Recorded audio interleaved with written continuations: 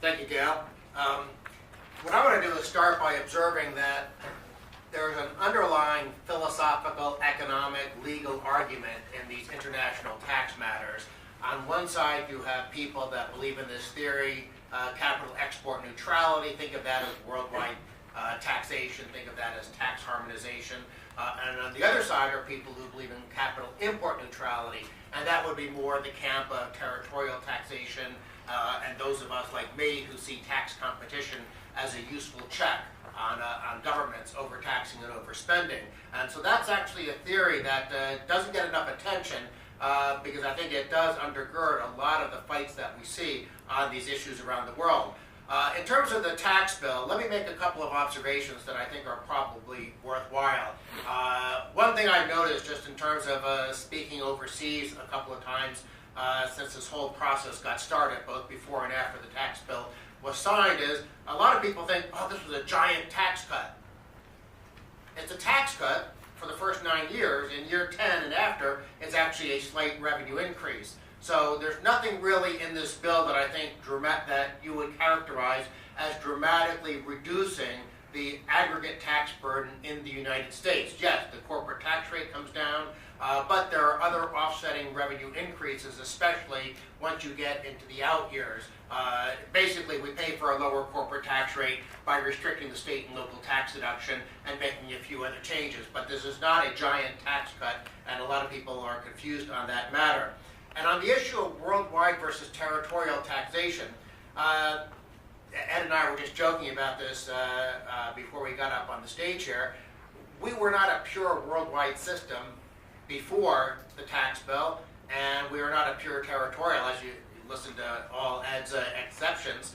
We're obviously not a pure territorial system. In my mind, I sort of put it in the category of, well, we were 60% worldwide before this bill, and now we're 40% worldwide. And that's, of course, just a very rough back of the envelope, but it would be something like that, I think, in terms of the actual practical effect, because we did have this worldwide system, but the deferral law that Ed mentioned, basically it was a do-it-yourself territoriality to some degree. And now it's officially territorial, but now there's sort of the government do-it-for-you worldwide provisions in it. So we've made the law a little bit better from my perspective on the worldwide versus territorial issue, but it's not as big and dramatic a change as a lot of people seem to think it is. And by the way, I'll confess something here. A lot of the people pushing for territorial taxation kept talking about this $2.6 trillion that was locked out of the country. It wasn't really locked out of the country because global capital markets are very fluid. So if U.S. companies were artificially holding some money overseas, that was made up for by foreign money that was coming into the U.S. because guess what? On a global level, after-tax rates of return tend to equalize. And so I don't think the U.S. was actually suffering a great capital shortage because of that provision. I thought the provision was bad. I don't think the government should be taxing money that was already earned and subject to tax in another jurisdiction. But people on my side, I think, exaggerated a little bit about, oh, we're going to see this giant flood of money coming back to the United States. Some of it may come back, but it'll probably displace foreign money that was coming in already in the first place. And speaking of foreign money coming in, another thing that a lot of people don't seem to realize about the tax system and about global investment flows is that the direct investment of multinationals is actually relatively small compared to the indirect or passive investment flows. You were at Commerce, weren't you, Rob? Yeah. You know, you look at the Commerce Department every year puts out something called, International Investment at Year End. And if you look at that document, very fascinating if you're an economics dork, but you look at that document and you can see that the passive investment, the foreigners buying stocks and bonds and things like that, or just setting up bank accounts in the U.S., that's something like, a 4-to-1 margin, $4 of that for every dollar of direct investment, at least if I recall correctly. So the indirect investment flows were always huge, and those indirect investment flows obviously can change much more rapidly than direct investment flows. And we always, by the way, got a lot of that indirect investment because our tax rules for inward passive investment were always very favorable for foreigners, and that hasn't really changed. Actually, I don't think it changed at all in any significant way. Well, beat tax will change. Okay. But anyhow, so when you're keeping in mind, we're supposed to be talking about the trade and investment implications of this thing. Some stuff got got exaggerated, some stuff got overlooked. I agree with Gail that the bill was good, lowering the corporate tax rate was good, but I also agree with her that it's not as good for multinationals. And I don't get deep into the weeds like Ed does, simply because I don't have any reason to. I mean, the amount of times reporters have called me asking about these detailed things I can count on one hand, whereas the amount of times I get called about the big picture fiscal policy fights is countless. But the first thing I did when the Joint Committee on Taxation put out their score, their revenue estimates of the bill, is I looked at, okay, there's the number for territorial taxation, the tax cut, but then I looked at all these provisions Ed was talking about and the revenue gains associated with them, and it wasn't a wash, but the numbers weren't that different. So I realized multinationals, whatever the government is giving them with the right hand, to some degree it's taking away with the left hand. Now, of course, I don't necessarily think that the joint tax estimates that are made today will reflect the world we're in tomorrow, because corporate behavior tends to change more in response to changes in tax law that I think sometimes joint tax recognizes.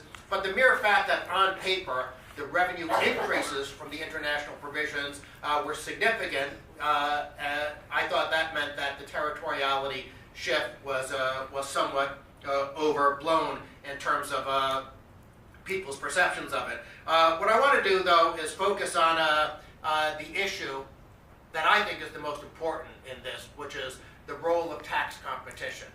I'm from sort of the public choice school of thought from George Mason University. That's where I got my training. And the public choice school of thought has what's called the Leviathan theory of government, which is the theory that governments will overtax and overspend unless there's some sort of external constraint binding their behavior. I sometimes call this the goldfish theory of government, because when I was a kid, we were always warned, if you got a pet goldfish, don't feed it too much because it will literally eat itself to death. Now, I don't know whether goldfish actually eat themselves to death, but I think this does apply to some degree to the behavior of governments, where especially you see in some of the welfare states in Europe, they've taxed and spent themselves to a point where I think their economies are in very, very shaky, precarious, long-run shape. And when I look at the world today, and I look at the demographic changes, and think about it this way: we all learned about population pyramids when we were in school. You know that traditionally you only had a few old people, and then a big generation of workers, and an even bigger generation of children under them. Well, what's happening over time is we're living longer, which every year older I get, I think that's a good idea, but we're also having fewer children. So those population pyramids are becoming population cylinders. Now, when you had population pyramids, a modest-sized welfare state was mathematically quite feasible. As a grouchy libertarian, I didn't like it, I would argue against it, but it could work. The problem is, as we move from this population pyramid to a population cylinder, even modest-sized welfare states are going to come under a lot of pressure. And that means that natural tendency under the Leviathan theory of governments to overtax and overspend, I think is going to become more pronounced.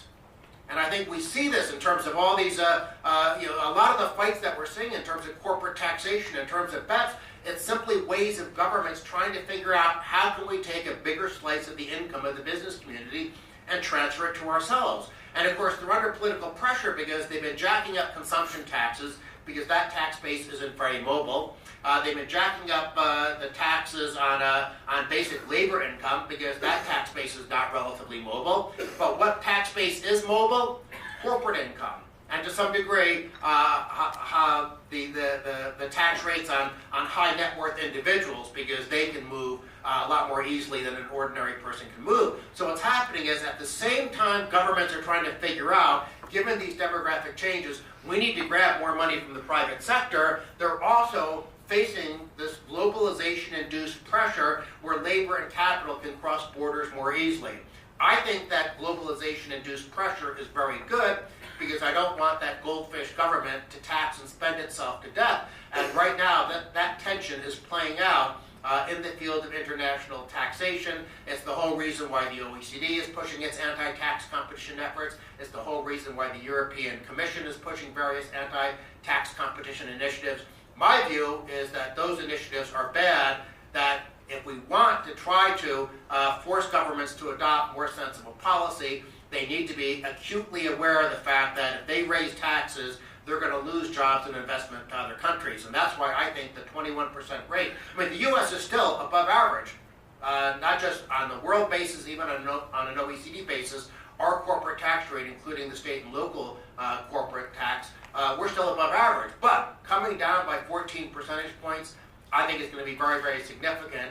And I would be very surprised if 1 or 2 years from now that we have not seen other countries lowering their corporate tax rates in response. You go all the way back to 1980. I think Greg Mankiw calculated that the average corporate tax rate in OECD nations was 48%. Prior to the U.S. corporate tax rate reduction, the worldwide average was down to 24%. I don't think that happened because people were reading the policy papers I write. I don't think it was because people were reading Milton Friedman or Friedrich Hayek. I think those corporate rates came down for the same reason the individual rates came down. When Reagan and Thatcher got the ball rolling on tax cutting, when Ireland and Switzerland reduced their corporate rates, it basically forced other countries to do the same thing. And I very much hope that this corporate tax rate reduction in the United States triggers a new round of tax cutting around the world, precisely because I want to make governments feel the pressure so that they'll reform the spending programs rather than go down this goldfish path of taxing and spending their economies to death. Rob? Well, I'm going to set aside politics.